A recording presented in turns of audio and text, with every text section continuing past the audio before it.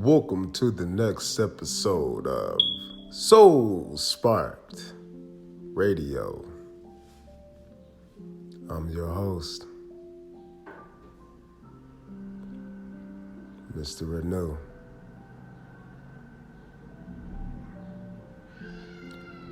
And today, to go along with these concentric sounds, we have an episode for you. This episode will be the final. It will be the final of this season.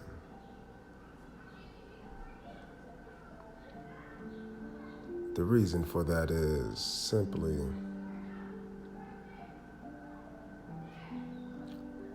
I feel like I've caught a groove. And because I have now caught this groove,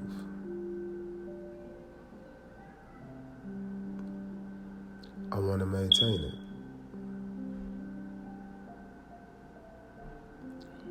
So today's episode here is all about the maintenance, the remembrance,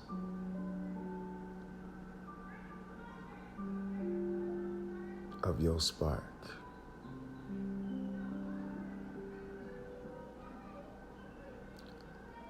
All week, I have patiently waited before I can enact another episode. Rightfully so.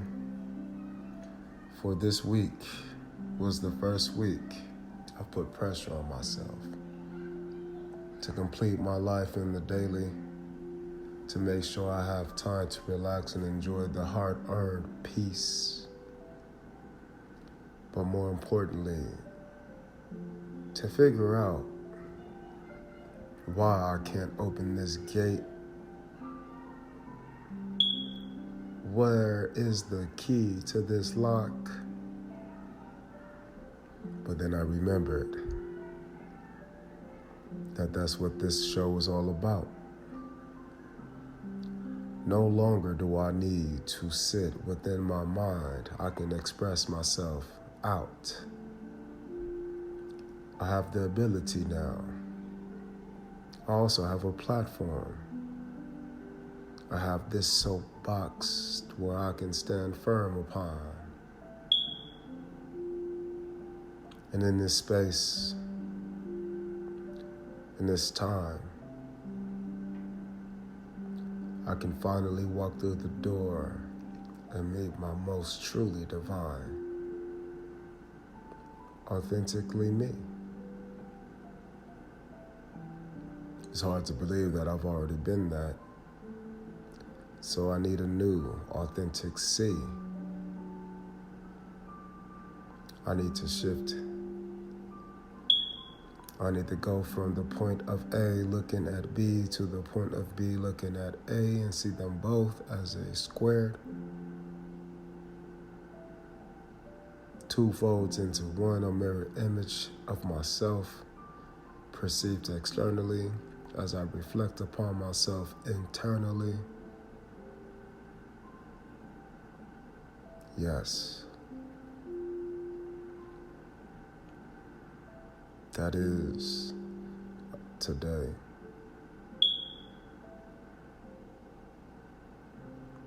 And with today, we will remember these things that create the spark within.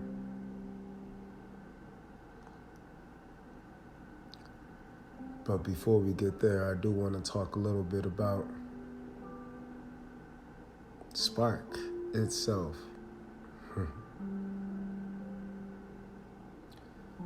And so with that being said, spark itself is nothing at all. The spark that we carry within ourselves can be understood theoretically as a system.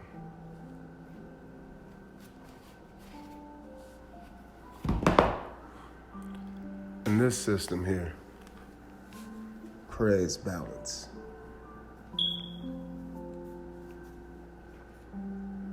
And when we create this balance,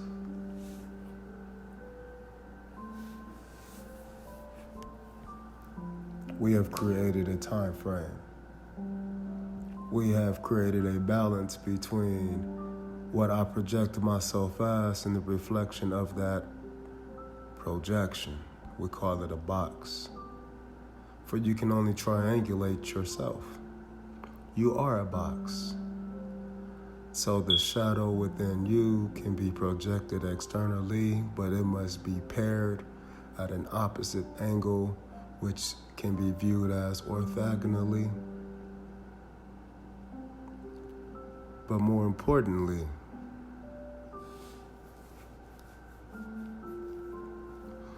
is that this Merkaba that can protrude from you can interface with another. Kaboom. That concept there creates elimination. The neutralization of things that are the same, opposites attracting. But what happens when you attract the opposite to who you used to be, opposed to who you want to be?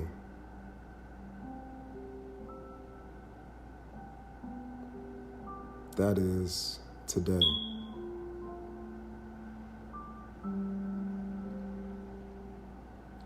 I understand who I am. I understand where I want to be. But today, I'm here to tell you that you might not understand why you're still the person of new. Let me go ahead and try to break that down real quick. What I'm saying is the person you needed to become in order to enact the changes in your life, why are you still that person when changes has already occurred? How come we have not prepared ourselves for a new transformation? Well, that is what today is for. I have realized that I've been waiting on the transformation. I've been waiting for quite some time, but I've been waiting on me. And I don't mind that at all, because now I can see that I've been waiting on me to catch up to me, who was waiting on himself. That seems a little confusion, which brings confusing thoughts. But these thoughts,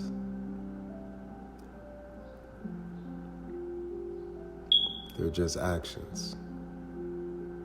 And so the confusion is the inactivity of these thoughts festering and permeating within my home space, within my body, and then within my activities. And so this stagnant energy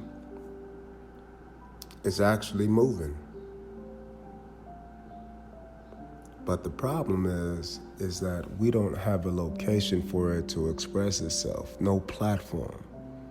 There's no way for this energy that knows it needs to go to leave. It's like saging your house with your windows closed and your doors shut. You need space. You need motion. Energy is conserved.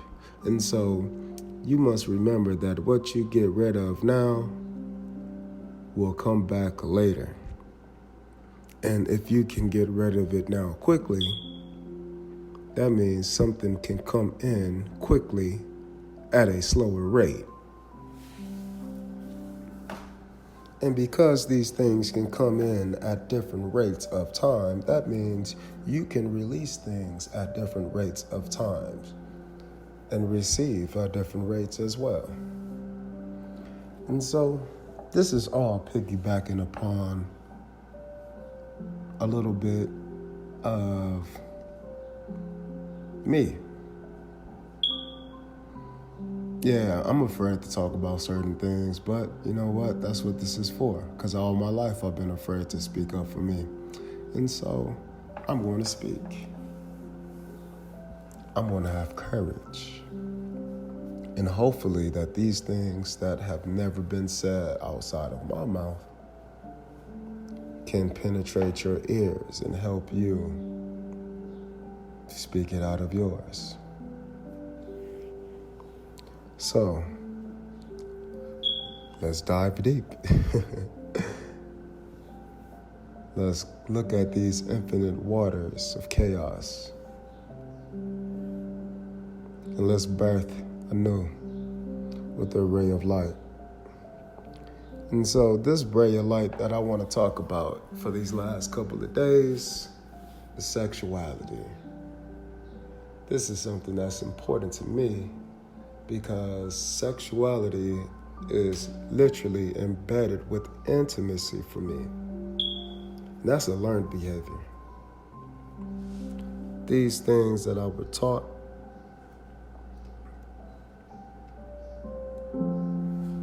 these things here are not what they should be. And a lot of these things here are here because simply they had nowhere else to go. So let me give you a little background. I'm not a very touchy-feely person, except for with the ones that I love. That's a way of me avoiding and protecting myself. I don't really like to touch people or interact with too many people physically because I don't like to exchange energy. So a fist bump, an actual high five, meaning get your hand the fuck up here. Yeah, that's kind of my limit. Occasionally I'll give a person a hug if I feel they need it, but that's the easiest way to steal energy from me.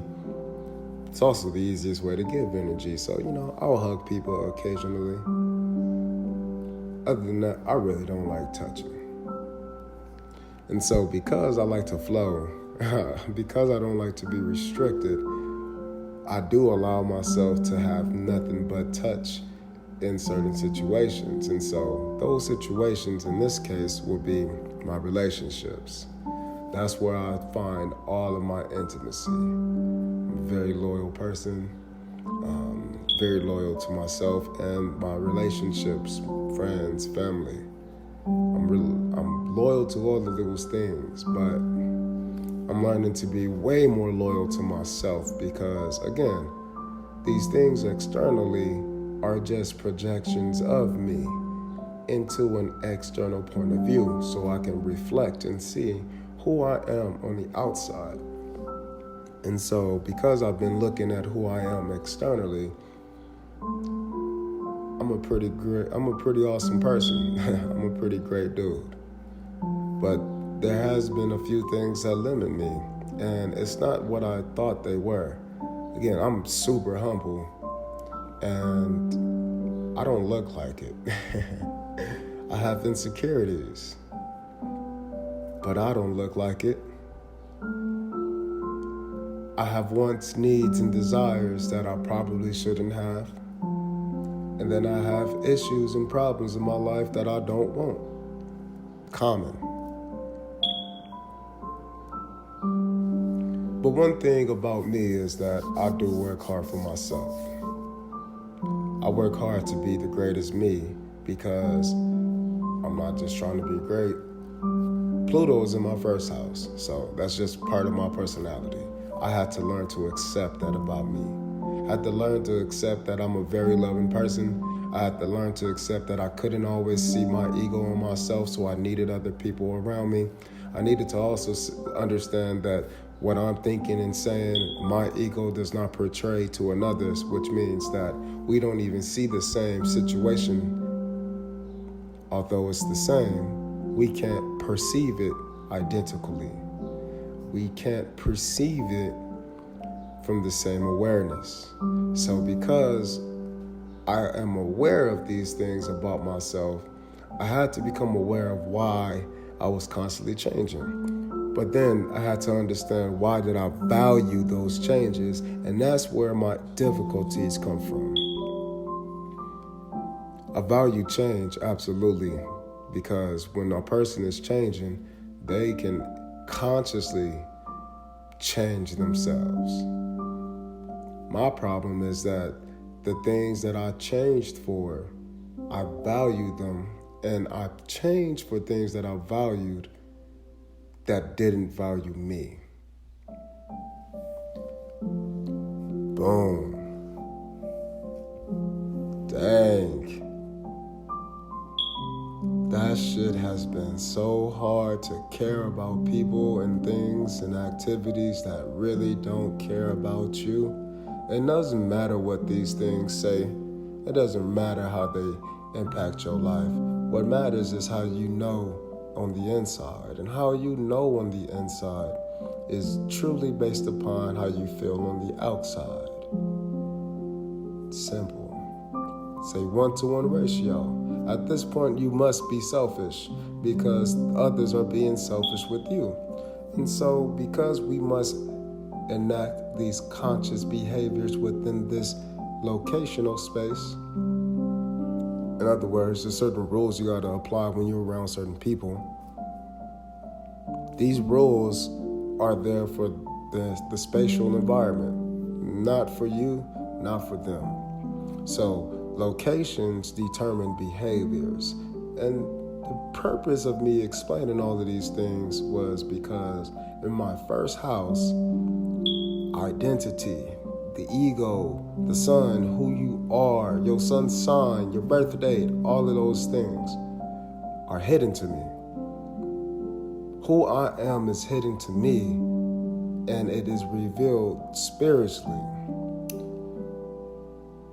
And so I've had issues with certain things all my life that I could not understand was a part of me because I wasn't into myself spiritually deep enough.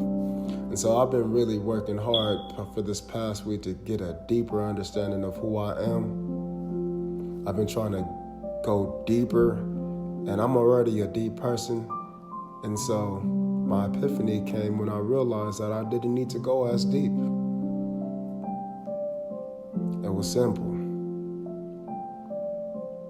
And I had to remember why I started it. And I remembered why I started it. But I didn't remember the purpose as to why I gave that why. Why did I give this purpose to this why? Why did I give the root to all of my actions, purpose, in something that could change? It's because I was trying to enact a change externally, so I can see what needed to change internally, so I can be the change that I wanted to see and be external to me. Yo, I can be I. Yo soy. I am. Which means I am infinity, an infinitude of multiple things packaged as a universe, unified at an exponential rate. You too. And this is what brings me to this final episode. It is the glue between the you and the you within I, and I now understand what has glued me into this world around me. Now, I hope this all makes sense to you, because these things are a little bit deeper than your typical self-care. And so I'm going to start off with this portion here.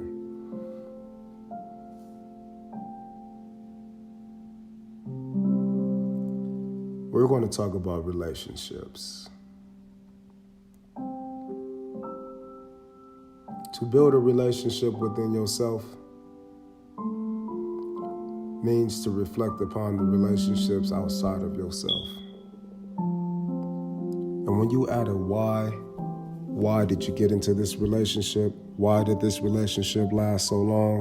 Why didn't it last this long? Why did it last so short? These are all different questions that you must answer as individuals. These things are not systemized together within a container. They are all independent variables. Every question you ask must have its own unique answer, because you cannot understand you as a collection of truths without separating who these truths claim to be. For example, if you claim to be an athlete, but you don't do athletic things, you have what is called cognitive dissonance. Cognitive dissonance is the separation from your mental state and your emotional state at the rate at which you're perceiving the external state. That is the most important key. Again, because a lot of people will use this term, cognitive dissonance, and it will just create it as a separation. No.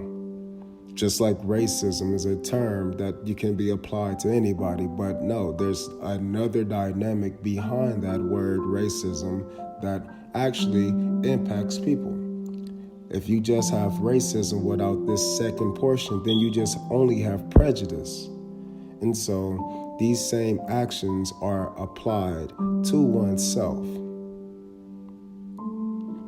Me in particular, a lot of these things that I'm referring to, firstly, comes from the relationship of who I am, the intimacy of who I choose to be, the intimacy of who I choose to be, and then who I choose to share that intimacy with is what I call a relationship. And so, looking at the relationship within myself,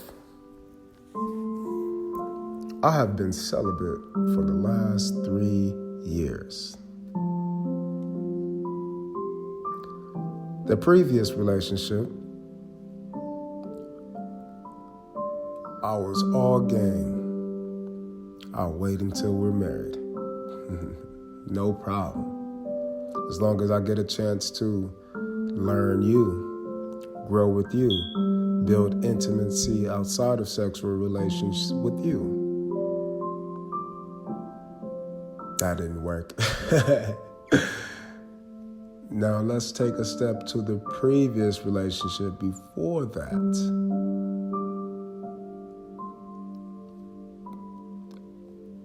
Free. So the problem with both of these aspects is one was freely sexual and the other one was restricted, absolutely. What hurts me as a person who is transforming is during both of these situations was that they were both a lie. And this is what caused me to want to withdraw from any kind of sexual activity because of the lying. Because I was lying to myself, saying that because we're being intimate, because of these sexual things that I personally only share with others with, in regards to a wholesome relationship, these things were not the same perception as these people. These partners were not the same as me. Although I saw them as the same as me, mirrors, relationships, relatabilities, things, commonplaces, spaces, locations, motions. These are all aspects that I had to relate with these people with, and they were lies. They were lies from the sense of they weren't authentic in what they wanted. In the case of both, the last relationship I attempted to get into, it would have been very easy just to simply say, I'm talking to multiple people. I am sexually active, and I want to be sexually active with you. All right, respect. I see that you're dealing with other people. I can now make the informed decision on whether I want to interact with you or not. The word has saved a lot of heartache, a lot of heartbreak, a lot of mental anxiety, confusion, and a lot of physical anxiety called paranoia. The previous relationship, very similar, but on the flip side. If you only want me for a one-night stand, that's cool. If you only want me for this situation, that's cool. If you want to have sexual relations as you want, that's cool. Don't promise me the world. Just promise me sex, if that's the case. And so, looking at the relationship before either one of these two, I gave my all. Everything that I knew that I wanted, I felt like I had it, so I had to do everything to maintain it. And that's when I realized that what I wanted didn't want me, no matter how great I was, no matter how awesome the intimacy was. These last 3 relationships taught me so much about my first relationship. It's not my first, but it's my first real. It was my longest. It was my most impactful. It still was one of the greatest of my time. But that's because I have not stepped into a new time frame. I have not really allowed myself. I've been celibate. And I realized this morning when I woke up after searching all week of how I can break through my own obstacles. I realized that the limit of being celibate is the limit in my own obstacle. I realized because I've given myself all of everything I had to the where I literally ended up with absolutely nothing. And then I had a friend who helped me pick myself back up, but I'm not the kind of person to depend on many people, so I tried to get out of my friend's hair as soon as I can, and I did.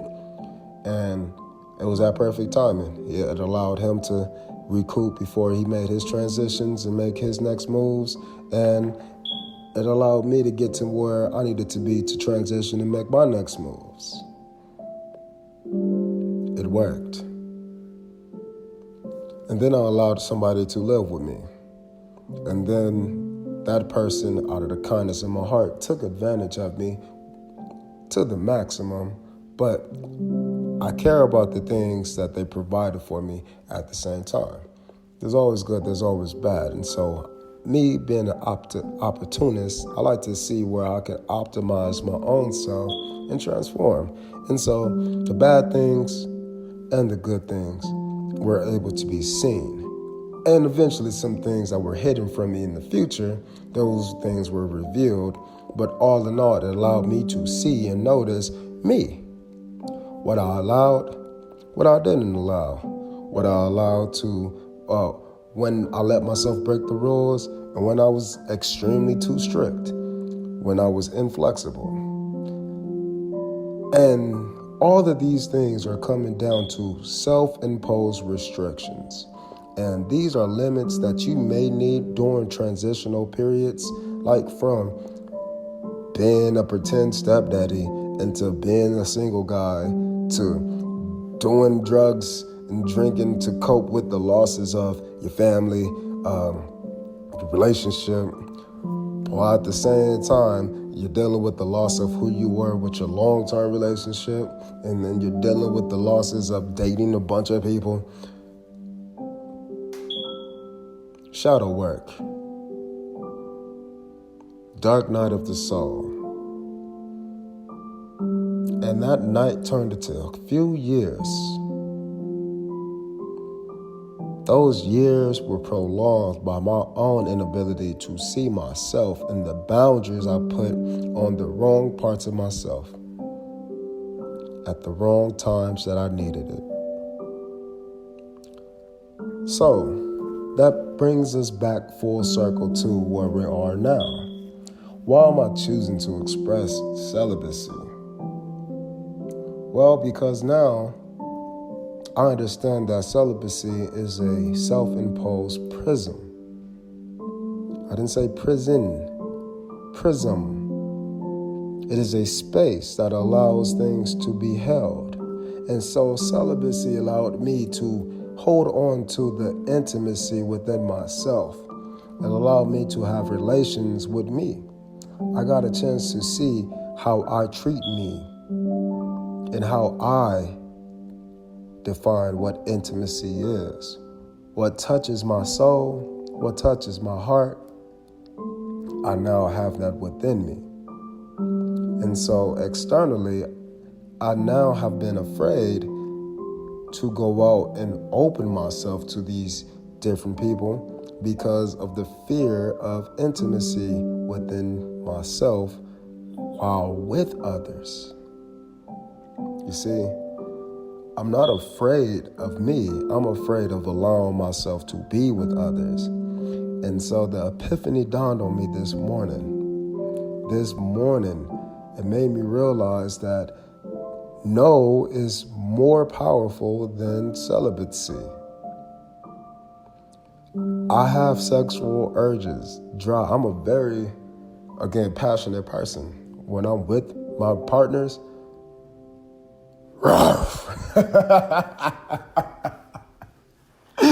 oh, damn. So trust me, the passion is there, but when I'm not, don't even fucking touch me. Nope. You can fuck me with your eyes, but nope. Other than that, no. And that's kind of what it is. And, that's just who I am. I'm a personal, private person. But the greatest thing about this understanding that I have today is that no is just as powerful as celibacy, maybe even more so. And the reason why I bring this is because now since I have confidence in myself, now since I have the ability to just say no, kids, like a drug, I can just say no. Which means that I actually get a chance now to open myself to all these possibilities that I could potentially just create in my mind. Now I can go start and build these things externally to my real world, and I can know which brick to use. I can become more aware of me and how I share my intimacy with others. And so I'm really excited for this. I'm so excited for the option to be completely opened. I know that has impacted me. I have what you call resting bitch face. It must be my Capricorn moon. But I'm a super happy, nice dude. And I'm very encouraging. I'm super motivating and inspirational. Just being by me makes you want to fucking just do shit for yourself. And I'm not just tooting my own horn. Toot toot. Nah, I can see these things outside of me, which is why I'm able to understand that I shouldn't be afraid to have sexual relations if that's my choice, if that's what I consent to. C-O-N, that word means together. C-O-M, that means together. So comforts is what we're doing right now. We're confronting the things that have been a part of me, but I'm comforting those things that are now a part of me. And so the reason why all of this has come up is simply because I've been focused on completing this wave of my personal job, but at the same time I have school, and I can notice when I put in too much energy in one or the other because I don't go to the gym. And I know that seems to be indirect, but you got to know some math and some quantum physics to really understand how these dynamics work based upon a sine wave. But anyways, because of this equilateral triangle, this triangulation between my energy in the gym, my energy at the school, and my energy at my home, these things come together and they fluctuate. And so I can see those impacts. And this week, I've ended those things. So I've only had one thing to do. Been very chill, not much. But I've still had so many things to go over emotionally, energetically, and I felt super busy still. And I've come to find out that a lot of this busy energy came from that celibacy, that energy that has been pent up within me. Again, it's movement. I've been creating. I've been finishing things. These are things that can be applied in the bedroom too. So because of these aspects externally, these creative abilities have now ceased. I've been wanting to create inside of me, but I have been creating. And so I've been seeing that because of this equilateral triangle, I haven't been at work, so I haven't used that energy. I've been in the gym, and I've been creating. So there's a whole leg that's missing, which explains why my third leg wants to go out and create some shit, because I would have been creating things already. And so I've had a lot of pent up sexual energy this week. But that also taught me that it's okay to hold this energy, and it's okay to want to release this energy. And so practicing like I've been celibate, I've been practicing semen retention, all of those things. And not this week.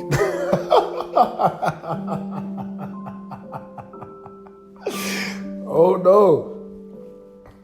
Nope. But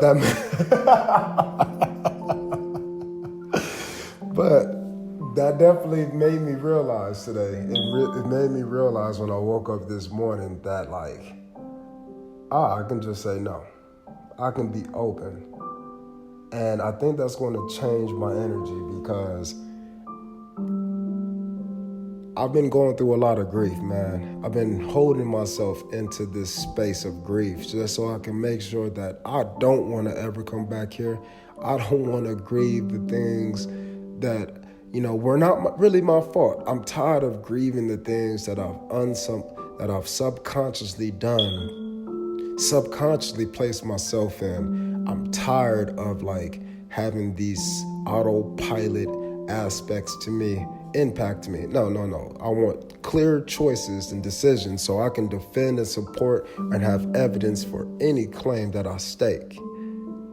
And so realizing that I staked the claim in celibacy, the why aspects, why did I become celibate, was because of fear. I became celibate because I didn't want to share myself. I became celibate because I was afraid of oversharing myself, running away from fixing the me. Okay, again, this was 3 years ago. 5 years ago is when I really started fucking shit up in my life, you should say. But I needed to change those things 5 years ago because I knew I can get to those things that I have today. And so I'm so grateful that old me decided to help out new me, even though new me has been struggling in between to newer me. I'm still thankful. And so because I'm so grateful for the changes I've seen, I think it's about that time to where I can make new changes. And again, it's because I want to expand, I want to grow, I want to meet new people, and I can't meet new people if I'm holding a part of myself captive. I could be free and honest with myself because I'm a very honest person, and I have no problem saying no to people. So why have I been so afraid to tell myself yes? And that's why the celibacy has to go. That doesn't mean I'm about to go out here and be a fucking dog in these streets or nothing. I got too much respect for myself. But that does mean that when I'm at the gym and I have all of these eyes gawking over me, okay, I'm not afraid now to go maybe have a conversation about some shit. I mean, I don't mind talking at all. But the problem is that I've not wanted to talk to people for fear of them just wanting to fuck me. And so, because I don't like to mix my emotions with just regular fucking physical activity, I'm not a one-night stand kind of guy. I like to be intimate. I want to create love and, have passions that can only be enacted when two people authentically know each other at the deepest levels. Those levels is where we can find new parts of us, and this is what I want to do. Those unconscious parts of me, that's what I'd rather become conscious of. That's why I want to make sure that I have none of this bullshit ass grief from my past caused on by others.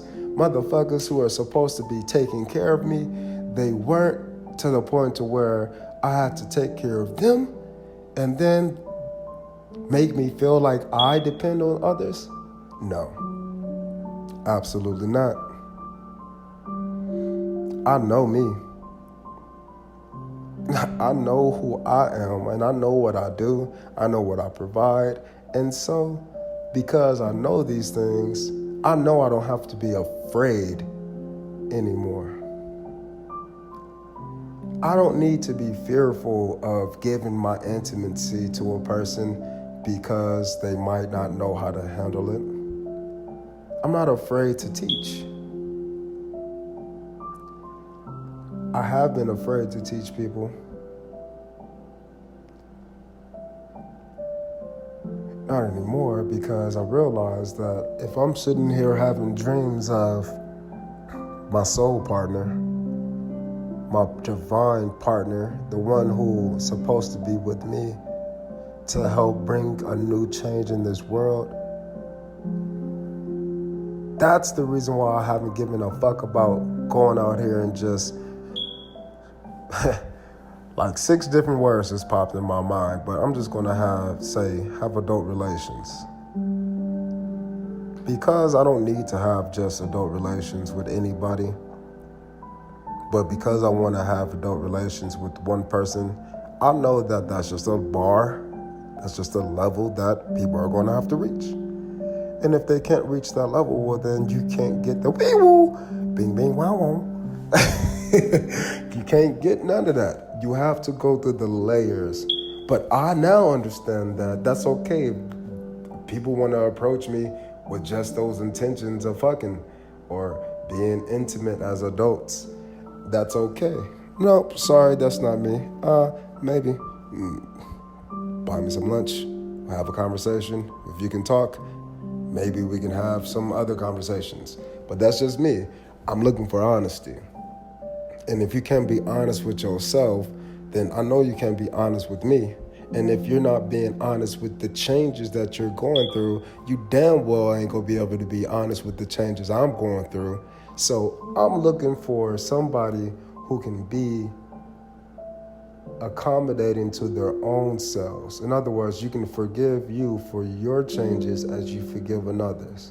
And I say forgiveness because I want us to understand that, yeah, we might not like the things that our partner would do. But if you forgive yourself for changing what you wanted, for not holding strong to your values, for not being in control, and allowing yourself to be open, vulnerable, you can allow for a deeper self-love because it allows a part of you to change as well. So looking at these changes, we can look at ourselves as to why we choose or choose not to change. And so because of these changes that can be or cannot be enacted, it's more than just taking a risk. It's more than calculating risk.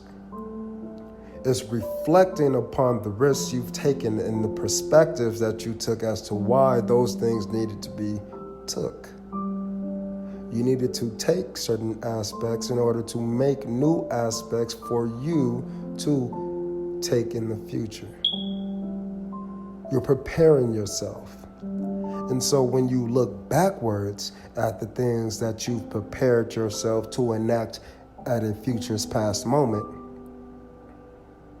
now you can look back when you were 6 years old, desiring to be 8 years old so you can have the new Spider-Man shoes, but then realizing that when you were 10-year-old, you threw your Spider-Man shoes away because you realized you like Batman more than Spider-Man. So, that's important to realize that the things you establish for yourself can change. And that's hard because everything was perfect. You were conscious, you were aware, it was healthy, you know that it would benefit you, it allowed you to tap into your shadow, you integrated yourself. All of these good, healthy decisions that were made need to go. So how do you detach from who you used to be when you needed to become that used to? You needed to become that person in the past in order to be the person you are right now. But you can't be that person in the past if you want to be that person in the future. So where do you go? What do you do? How do you take the parts of you that no longer serve you and reorganize them to where they can continuously serve you because they're healthy?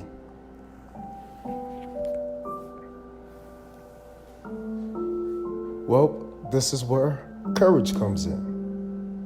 And this is where you must remember your spark.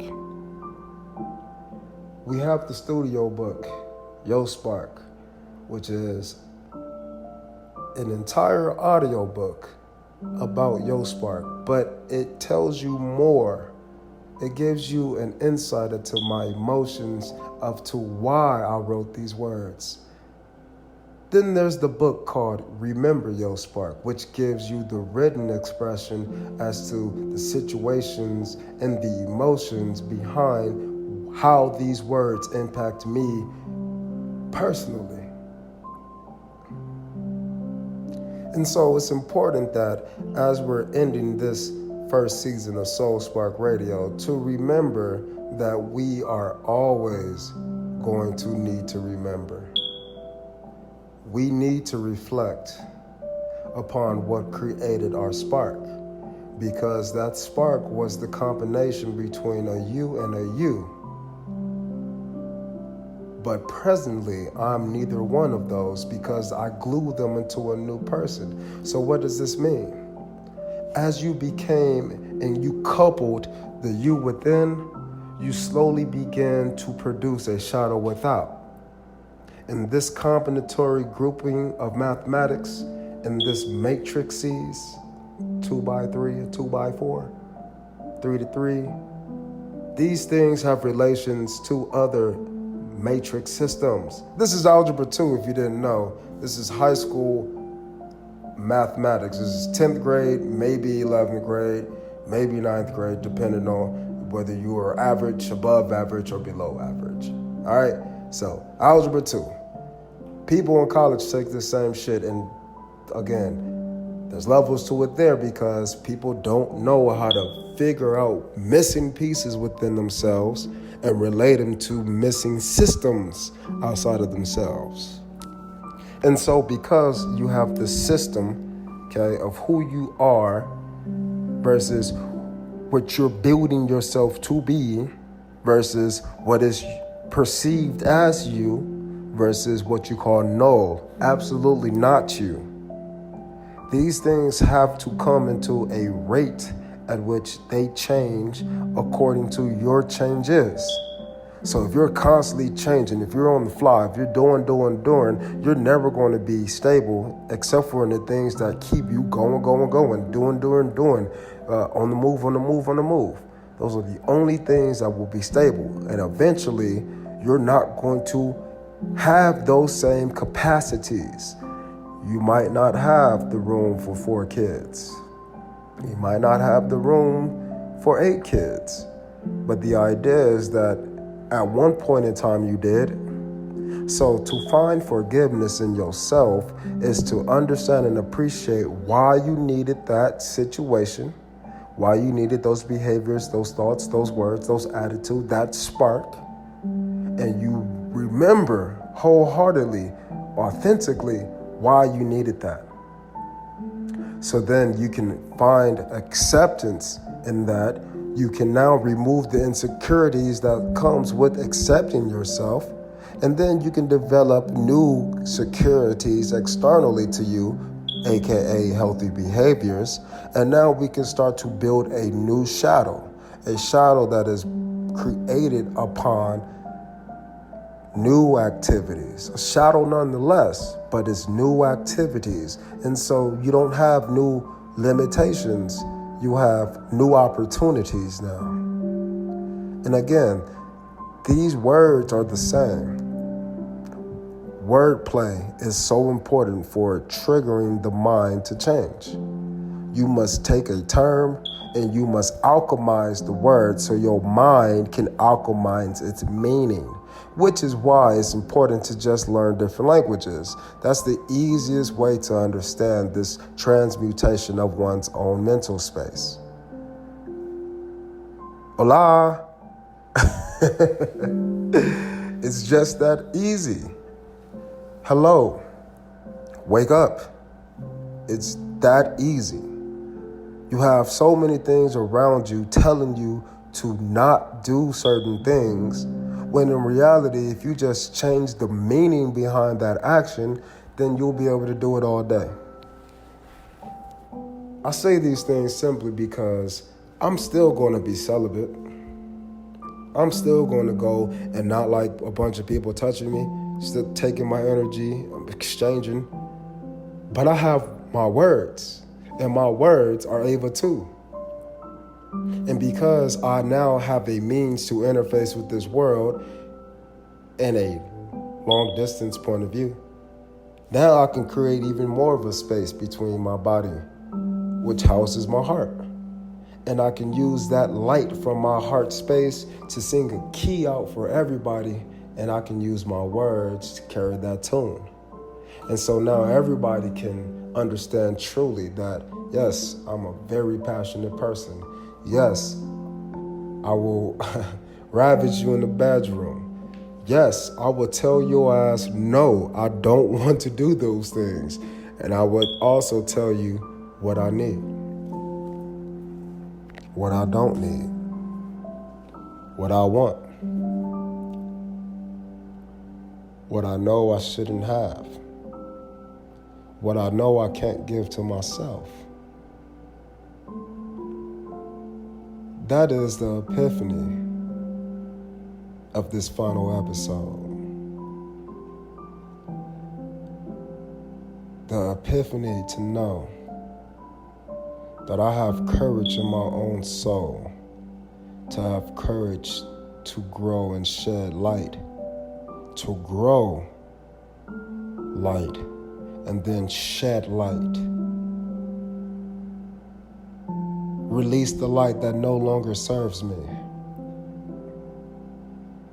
And be humble in understanding that there is a new spark that is forming me.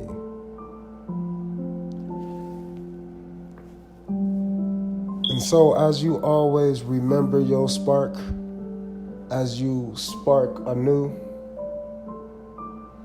remember there's always a part two. You're always going to have to re-spark that spark anew. So never forget your spark. Never forget that you spark your spark. It is I who sparks. And never forget that it is I anew who looks to re-spark too. So have courage. Have courage times 2 for everything that you need you'll have it within you. Twice.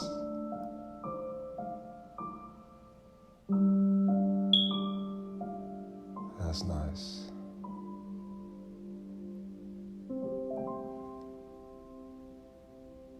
Thank you for listening.